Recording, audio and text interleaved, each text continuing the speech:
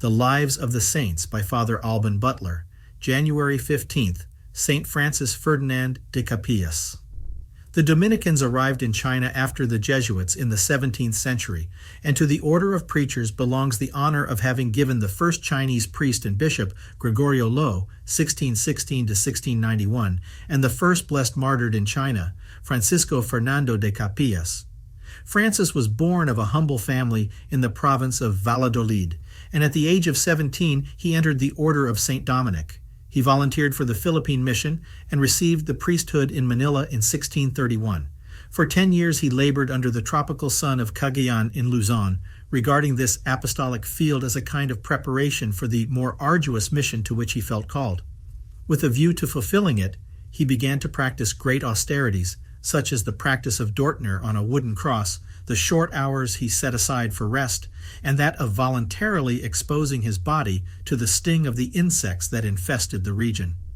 Finally, in 1642, he was chosen to accompany one of the first missionaries, Father Francisco Diaz, O.P., who at that time was passing through Formosa to continue the apostolate he had begun in the Chinese province of Fujian. Father de Capillas learned the language, and his missionary work seems to have had immense success. In Fogan, Moyan, Tingtu, and other cities he obtained numerous conversions. Unfortunately, at that time, the great revolutionary disturbances that were to shake the entire Chinese empire broke out. The Ming Dynasty was extinguished, and the Manchurian Tatars, whose help had been requested to quell the rebellion, eventually became masters of the country. Fujian bravely resisted the Tartars, who managed to seize Fogan, but were besieged there by the Chinese viceroy. It seems that during the siege of the city, Father de Capillas managed to enter it to assist his converts.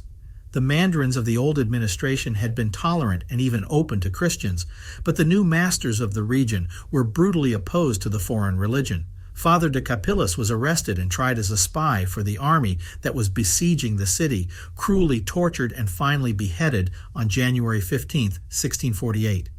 It should be noted, with regard to all the missionaries who died at that time, and of whom it could be doubted whether they gave their lives for the faith or for political reasons, that although Fathers Ferrando and Fonseca admit in their History of the Dominicans in the Philippines that the formal accusation for which Father de Capillas was condemned was rebellion, the Holy See beatified him as a true martyr. As far as this Dominican saint is concerned, it would not be out of place to quote a paragraph from Sir Robert K. Douglas. "Why do you worry so much," the Kongsher Emperor once asked a missionary, "about the future life which you do not know?" And expressing the opinion of human wisdom, he argued to him that it would be wiser to think of the present life than of the future. It is possible that in saying this, he had in mind the last words of Fernando de Capillas, who had suffered martyrdom in 1648.